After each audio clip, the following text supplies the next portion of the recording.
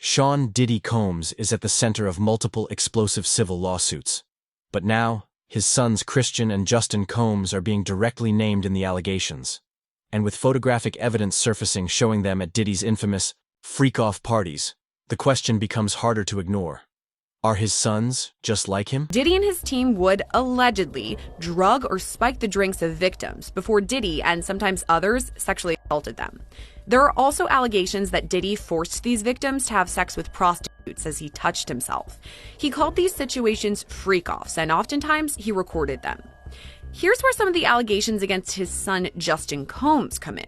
So all this takes us back to February, when Rodney Jones, also known as the producer Lil Rod, filed civil suit against Diddy.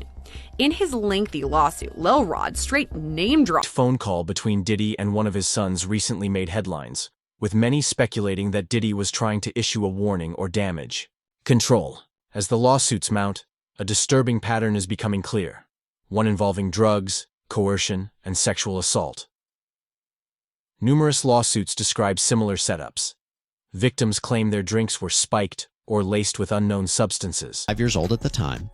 She believed that the trip would be a, quote, wholesome family excursion, but says it, quote, turned into a hedonistic environment, even describing rampant drug use among sex workers and celebrities who came on board.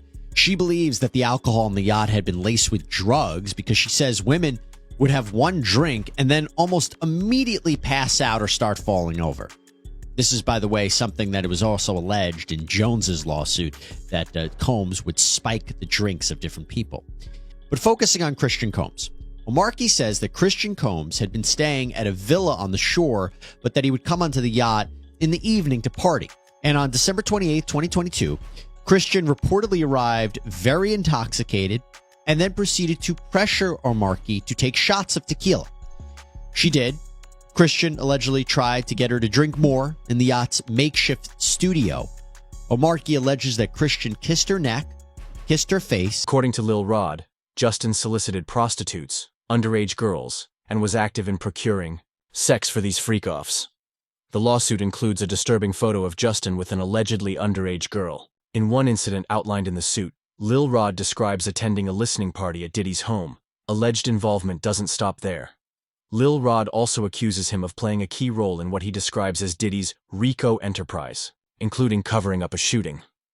According to the suit, on September 12, 2022, a violent incident took place outside Diddy's Chalice Studios. Lil Rod claims he heard gunshots and later found a man known only as G bleeding in a bathroom. This hearing started. It was interesting too because this time around, Diddy was brought in first. He was brought in about a couple minutes after 2 p.m. today, and we were all kind of waiting to see. We had heard mumblings that his mom might be in courtroom, that we were waiting for the children, but then nothing happened. But then, in another twist and turn, the children do walk in, but this time it was a lot smaller bunch than it was the last time. So last time you're having all of Diddy's children, except with the exception of Love, who is just a 2-year-old child, so she wasn't at court. But you had all of Diddy's children there except Love. But this time around, you just had Justin Combs and Christian Combs, meaning that there was no Quincy there today. Delilah and Jesse weren't there. Chance wasn't there, and the caretakers of his younger children who aren't of age just yet, they were not present inside the courtroom as well today. But his mom also wasn't in court today. So when Diddy came inside, it was still that standard issued MDC jumpsuit. He's wearing khaki. From that video of, I think that was obtained by Daily Mail back in September, of Diddy playing hacky sack in Central Park, to now he appeared just astonishingly thinner, which you can expect to be inside a federal detention center for a couple months now. A lot different from the luxury lifestyle that he was living before, but he appeared very noticeably thinner, and maybe being locked up in detention is starting to wear on him. He appeared grayer a little bit as well too, but again, he appeared just like. In a separate lawsuit, Grace Omar K. claims Christian sexually assaulted her on a yacht in December 2022, and that the entire situation was orchestrated by Diddy. That lawsuit also alleges Christian was part of the planning, and that the yacht event was another one of Diddy's notorious freak-offs. In yet another lawsuit, 26-year-old stewardess Grau, Mark accuses Christian of groping and sexually harassing her after allegedly drugging her with a laced drink at one of Diddy's yacht parties. She claims Diddy and his son were both involved in setting the stage for the assault, and that the environment was hostile and coercive from the start. The evidence, Lawsuits and now photos paint a chilling picture. It's no longer just Diddy's name in the Mr. Burgess. He apparently says he owns the rights to a book that was reportedly based on the alleged memoir of Kim Porter. In fact, according to TMZ, Burgess' phone was seized by the feds, and on it was a copy of a flash drive with material that was used in this book. Here's the problem. Christian and Quincy Combs, these are the sons of Diddy and Kim Porter. Quincy's actually adopted by Diddy. But they are reportedly fighting back, and they have sent Burgess a cease and desist letter to prevent the further sale of this book. They argue this is just an attempt to capitalize on Porter's fame and that they own the rights to her IP, her intellectual property, like her diary entries, her potential manuscript. As her heirs, they own it. And they also want an accounting of current sales of the book. To be clear, though, they aren't acknowledging that there is, in fact, a long-lost memoir from their mother. In fact, they've actually denied that before when there was a similar book, a derivative book, we'll talk about that, published by this guy named Chris Todd on Amazon. They were adamantly fighting against that. They said that their mother wouldn't write this. But what they're basically saying is if something should exist, they own it. Burgess has responded, saying With each lawsuit exposing deeper connections and darker allegations, it begs the question, how far does this pattern really go? And who else was helping keep it alive? Clips Justin and Christian Combs are now the only ones still standing by Diddy, regularly showing up at his bail hearings, while the rest of his children have distanced themselves, fully aware of who their father truly is. But Justin and Christian aren't walking away, because they know if Diddy goes down, they're going with him. Their loyalty isn't love. It's survival. And everyone's waiting to see what happens next. Posted by Social Details. This is allegedly a call that he had, and there's a lot of talk, a lot of code words in there, so we're going to listen to it together. Check it out. Do not entertain none of this nonsense and nothing over the phone. I'm going to need you to get rid of all the leftover pizza boxes. The what? All the boxes leftover. Now, this alleged leaked call from Diddy in prison was talking about getting rid of pizza boxes. Now, if you know your stuff and you're privy, you know exactly what pizza stands for, and that's probably what they're talking about and referring to on this alleged leaked call. Pizza, for those who don't know, I'm going to make it very clean. It has to do with children and selling. Make sure you recycle the plastic like we talked about. Now, in this alleged phone call, he starts talking about someone named Jay. People are speculating that may be Jay-Z, but there's no confirmation. At the same time, he talks about recycling plastic. I don't know what that could mean. If you guys have any idea, comment and let me know. Everybody out there quiet as a motherfucker. Yeah, exactly. We gonna let them have their little fun, but I'm still gonna have the last laugh. I mean, it seems by the call that he's looking for help. He's saying that a lot of people are quiet, I guess people that are on his side, and that he's going to have the last laugh at the end. You think I wasn't gonna get at you from the inside? he has reached out to a witness, an alleged participant in multiple freak-offs. Then why Oprah staying quiet? Why Ellen moving to another country? And he's asking people to intimidate witnesses or pay people off. Don't be shocked if nobody show up to testify. Don't contact me anymore, pup. I already got that Houston lawyer breathing down my neck over that 13-year-old girl. If you don't want things to get worse for you, then you need to start answering my son's phone call. Allegedly helping cover his tracks. According to reports, they've tried to block the release of Kim Porter's final memoir. Her friend Courtney Burgess has been fighting to publish it, claiming Kim exposed Diddy's entire operation. The only ones trying to suppress it? Reportedly, Justin and Christian. In the sex trafficking case against Sean Diddy Combs, prosecutors now claiming that from behind bars, Combs has been trying to reach out to victims and possible witnesses. And ABC's Phil Lipoff is here now with this story. Good morning, Phil. Good morning, Gio. Diddy's lawyers trying for a third time to get him out on bail, but this time, the prosecution telling the judge about attempts they say the rap mogul made from behind bars to influence everyone from potential jury to alleged victims. This morning, prosecutors leveling new accusations against Sean Diddy Combs, saying he poses a serious risk of danger even from behind bars as he awaits trial. In a court filing late Friday, prosecutors detailing the steps they say Combs is taking while locked up to reach out to prospective witnesses and influence public opinion to affect potential jurors. The accusations within the prosecution's motion to deny bail are very serious and will be considered very heavily by the judge, because the judge is going to want to ensure that he is not influencing witnesses and or contacting anyone to influence a trial in any way. Combs has pleaded not guilty to charges of racketeering, transportation to engage in prostitution, and trafficking. He denies any wrongdoing. The government now asking a judge not to grant Combs' third request for call between Diddy and one of his sons surfaced, just as prosecutors began accusing Diddy of trying to reach out to witnesses through his associates. In the call, Diddy is heard using coded language, allegedly instructing his son to get rid of incriminating evidence. The timing? No coincidence. Take a listen. His kids and everything. It's more deeper questions that I be wanting to know. Like, why were you so infatuated with a child that wasn't yours? Were you grooming that little boy? I don't even want to start those conversations because that's not your child. You know what I'm saying? And for you to keep him that close, it's like you kept him that close because he might got your secrets because he's not your child. So if he's not your child and you that type of person with that type of character, you don't mind actually doing it to him when he finally reaches a certain age because he's not yours. And you know in your mind he's not yours. And now you keep him real close to you. You make sure he don't go to his daddy. Why? We make sure he's separated with him and you provide him with everything he wants. Why? You got one of them little Michael Jackson secrets.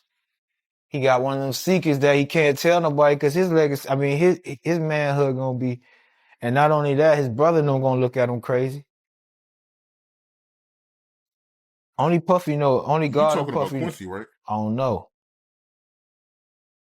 All I'm gonna say is, I don't know. I'll be sure, son. All I'm gonna say is, who's infatuated with another man's son like that?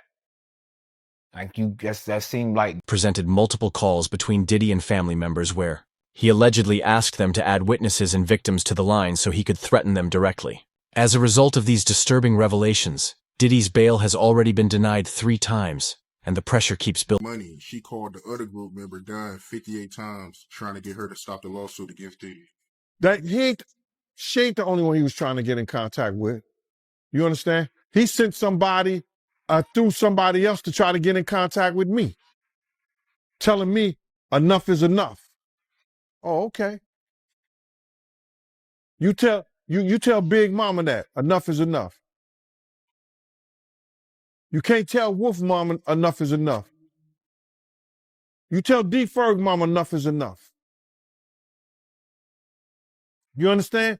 You tell all those people who supported you and they survivors, enough is enough.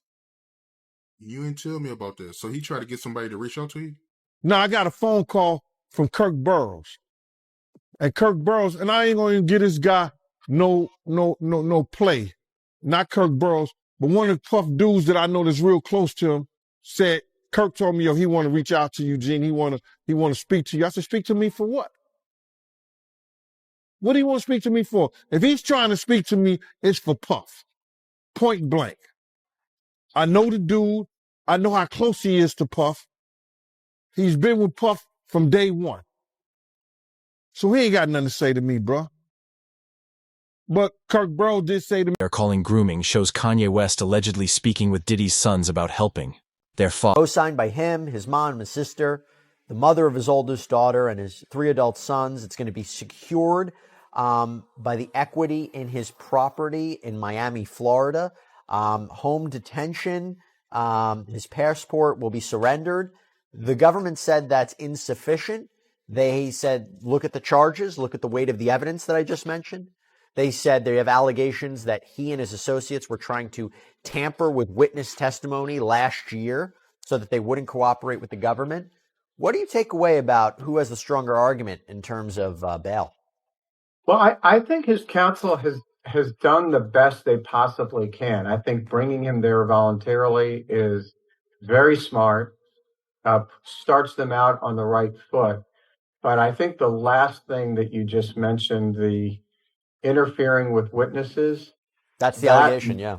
yeah, if that's true, or I should say, if there's real indicia that happened, I think that might tip the scales in favor of not letting him out pending trial, because I think, and you know this, I think judges take an extraordinarily dim view of that. And that might be the factor that tips the scale against him. But I think as far as a tactic, I think it was of unlike anybody else you could imagine. A week after those public searches were televised, he gave us his passport. His children gave us his passport. He then paid off the mortgage entirely on his Miami home, $18 million. It's instructive that he's going to have a bail package ready so that if he was arrested, he would have something ready so that he could get out the next day and show the judge he's taking this very seriously, which he is, which is why 12 days ago, Chris, when we thought there's an indictment that may be coming, he flew to New York. Show them discussing ways to support Diddy, with Kanye even tweeting that he and Diddy's kids would work together to raise money for his legal defense. Meanwhile, individuals speaking out against Diddy say they've begun receiving intimidating calls from people claiming to be close to him. With Diddy reportedly behind bars and limited in communication, it appears his sons are handling damage control. At this point, it seems the apple doesn't fall far from the deal that the U.S. Attorney's Office can offer, and it's certainly not one that Diddy will accept. It would involve decades in federal prison. We're talking about mandatory minimum sentences of 10 years for both the drug charges and the sex trafficking. So we know that Diddy has fought charges before. There were state charges, there were gun-related, the nightclub shooting with J-Lo, but he's going to dig in his heels, and this case is going to trial. So if you're prosecutors, you really want to make sure that your evidence is bulletproof. Former federal prosecutor joining us tonight from Los Angeles. Thanks for joining us today. Are you surprised that he's being held without bail, and what does that tell you? I'm not surprised he's being held without bail because these are very serious allegations, sex trafficking, drug trafficking, some of which carry mandatory 10-year sentences in federal prison. That means the judge can't go lower than that. And of course, we know that Diddy, at least allegedly, according to the indictment, has threatened some of these witnesses and tried to bribe them. So given the nature of the charges and the fact that there's a presumption of detention, Diddy's family knows that without him, they're all at risk. As part of his proposed bail package, they were willing to surrender their passports and even offer up their $48 million Miami mansion. Saw on those tapes. So I asked him about that, and he answered what he could, given the limitations imposed on him after testifying before the grand jury. Out of those 8 videos, 8 celebrities, 6 men and 2 women, how many of those 8 celebrities were close to being underage or potentially underage? 2 males. 2 males. And of those 8 celebrities, how many of them were intoxicated or under the influence of drugs? This is going to be all speculation. I just want to preface it by he wouldn't know if they were. Right. Sure. Appear to Let be, me rephrase it. Based on, yes. Understand. Out of the 8 celebrities who were recorded having intimate relations with Sean Combs, how many of them appeared to be either inebriated or intoxicated or under the influence? All of them. All of them. Out of those 8, how many appear to be potentially victimized? How many might have been victimizing? I think all, to be honest, all. Were victims They or victims. were perpetrating? Victims. They were all 8 were victimized, Yeah, meaning this was happening to them and they were inebriated. Right. Not knowing, I guess, how much proof it was in it. Confirm Mr. Combs' innocence and that their full exculpatory value cannot be investigated and used unless they are electronically produced. The 9 videos at issue are the so-called freak-off tapes with victim 1 that the government has repeatedly referenced, causing wild speculation in the media. Contrary to what the government has led this court and the public to believe, the so-called freak-offs were private sexual activity between fully consenting adults in a long-term relationship. Like many Americans in the privacy of their own bedrooms, they sometimes filmed their sexual activity. These videos unambiguously show that the person alleged in the indictment Diddy had, yo, bro, can you imagine He had every room taped and bugged, and they found little bugs and little tape recorders. I mean, little those micro projectors or whatever like that, or video cameras. They found them in the house, bro. So by them having those things in the house, and people know there's drugs, there's alcohol, there's loose women, there's loose men,